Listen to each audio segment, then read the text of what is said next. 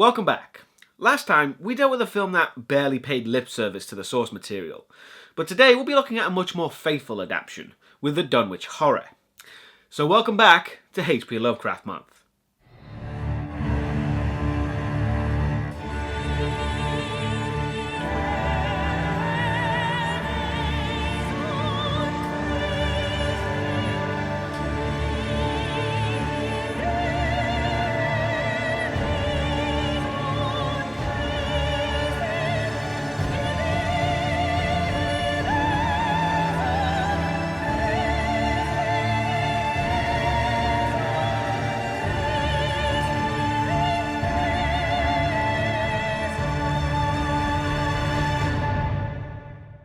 I'm reviewing this version of the Dunwich Horror, which is a remake of the 1970 version, since it stars Jeffrey Combs, and I really couldn't resist including at least one film he's in.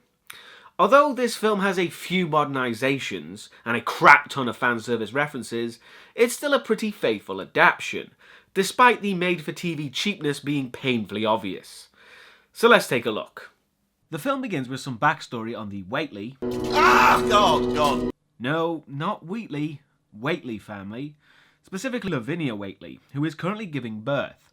But as there's a creepy cultist guy downstairs looking ominous, it's a given that this isn't a normal birth. Lavinia gives birth, and for the most part the child sounds healthy and normal. However, turns out it's twins, and the youngest definitely takes after his father.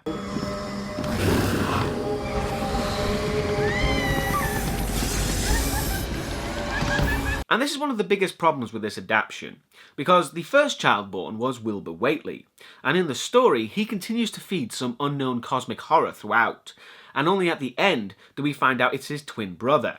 So by presenting the film this way, it completely eliminates that what the fuck is going on feeling, which is a big problem for a Lovecraft movie, especially the Dunwich Horror, which is considered part of the core of the entire mythos. Moving on, it's now 10 years later, as a woman worries about her daughter, a priest prays while another tells him that whatever is going on is too powerful for them to handle. But fortunately, that's when Dr. Armitage and Morgan show up to deal with it. And interestingly, Armitage is played by Dean Stockwell, who in the original 1970 version played Wilbur Whateleys. I really enjoy it when remakes acknowledge the original and show their appreciation, instead of the usual trap remakes fall into of trying to replace its predecessor.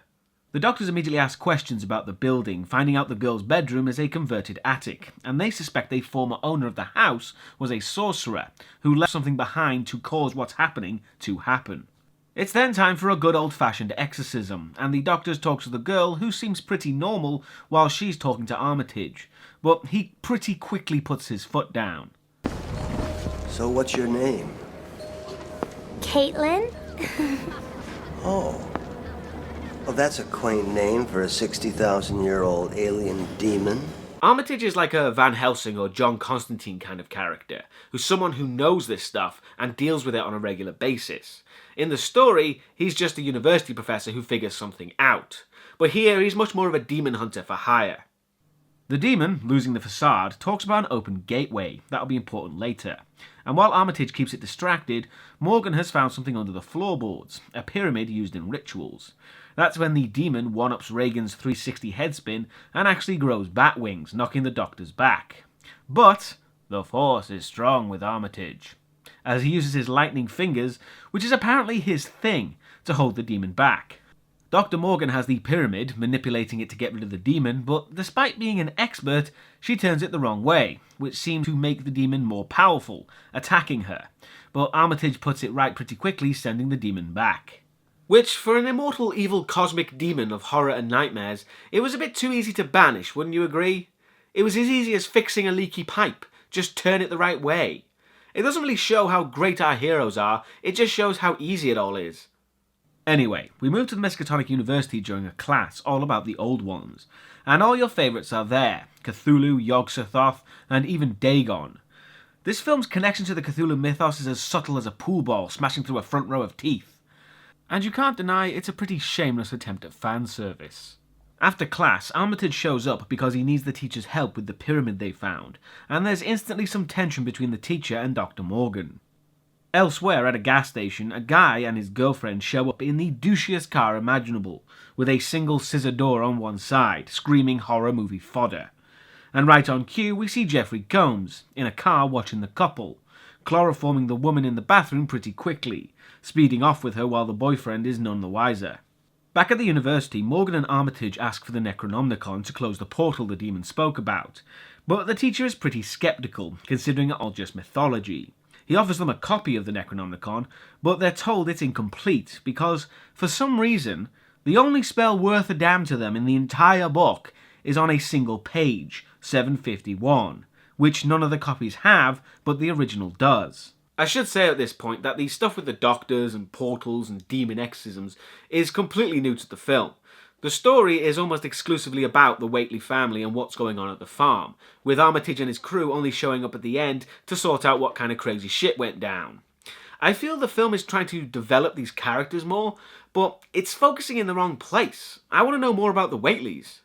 Which fortunately is where we move to next, with Lavinia dancing with her wig mannequins, acting quite mad, and there's her father who's in a wheelchair when Wilbur shows up with his latest victim, that he's going to give to his brother, as we see some kind of tentacled nightmare do God knows what to the woman. And I wouldn't blame you in the slightest if you made comparisons between this family and the family from the Texas Chainsaw Massacre. It's all given that similar tone and that gritty, grungy feeling you get, which is the filmmakers trying to keep the story up to date with horror trends. Back at the university, the teacher agrees to help find the Necronomicon, with Armitage suggesting they talk to a 3,000-year-old wizard who lives in the bayou. So naturally they accept it without much thought.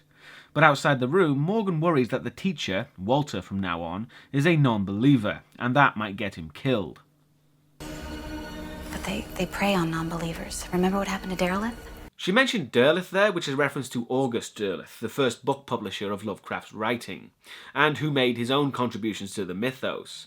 But for me, and many other fans I know, he took the mythos in a much more generic direction, and a lot of his work lost what Lovecraft had. Meanwhile, at the Whately place, Wilbur speaks to his grandfather, where it's revealed Wilbur is only 10 years old. He gets it from his father. They have something planned for his birthday, but I'm guessing it's not just a big cake. Plus, they also need the Necronomicon. So Wilbur is going to steal the book from the university, unaware that it's missing what he needs. However, before Wilbur can leave, the guy from the gas station before shows up, demanding to know where his girlfriend is. But inside, Wilbur just spits in the guy's face, treating him for the horror movie fodder he is by feeding him to his brother. There's more arguing in the car between Dr. Morgan and Walter because he thinks Armitage is pretty much talking nonsense. It's all just to reinforce the tension between the two, which will be easily resolved later in typical cheesy fashion anyway. This is basically the film trying to expand on the characters from the story, yet its focus is all wrong. We could have had more information on the university and all the different cases Armitage and Dr. Morgan have solved, cause the Dunwich horror definitely wasn't missing a rekindling a relationship subplot.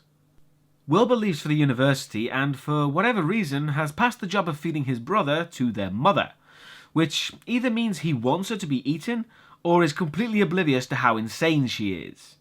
At the same time, Dr. Morgan and Walter have reached the swamp, taking a boat upstream to find their wizard, being treated by one of his worshippers when they reach their destination. At the university, Wilbur starts his search for the Necronomicon, and Armitage is still there, working late.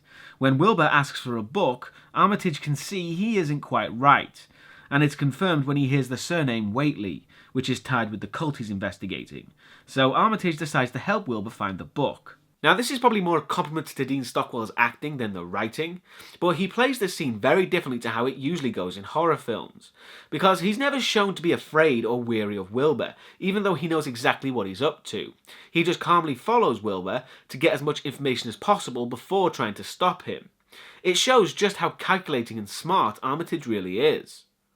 Meanwhile, Dr. Morgan and Walter are having a good time with scantily clad ladies and all the unidentifiable liquids they can drink, when the wizard makes his entrance, literally floating into the room, because after 3,000 years of life, walking becomes so dull. Armitage has shown Wilbur to the library where he finds their copy of the Necronomicon, while chanting, and you can see Armitage studying everything he does. He then informs Wilbur the page he needs is missing and knows he's attempting to summon the old ones. But again, Armitage convinces Wilbur he's part of his cult, helping him to find the original Necronomicon. Returning to the Whateley house, the grandfather has suddenly, and for no discernible reason, fallen out of his chair and unable to access the breathing apparatus he requires. It's never really stated that he was pushed by his daughter, but it's another meal for Wilbur's brother when his mother opens the door as the guy gets dragged in, so that's one Whateley down at least. Elsewhere, our doctors have finally heard what they need from the floaty wizard about the old ones, revealed earlier in the film, claiming that Cthulhu speaks to him in his dreams, which really should drive him to the absolute brink of insanity, regardless of his age. But he does mention who now has the book. A man named Ward. Now, why would they pointlessly name-drop Ward there for no reason? It's obviously a reference to the Lovecraft story The Case of Charles Dexter Ward, but we know the filmmakers know the mythos. They don't have to keep trying to convince us of that with nonsensical showing off. The wizard gives them a key and an address, but before leaving, he tells Walter that he doesn't believe now, but he will when he gets inside the building. They drive, and as they do, Armitage texts Dr. Morgan, yet she hasn't received it, and they both realise their watches have stopped, which are actually little clever clues to what's actually going on here. They find the house, and inside the place is empty except for an old man sitting alone, who's not looking his best. They try talking to him, but get nothing, as he's seemingly comatose. However, don't worry, a jump scare can snap him out of it.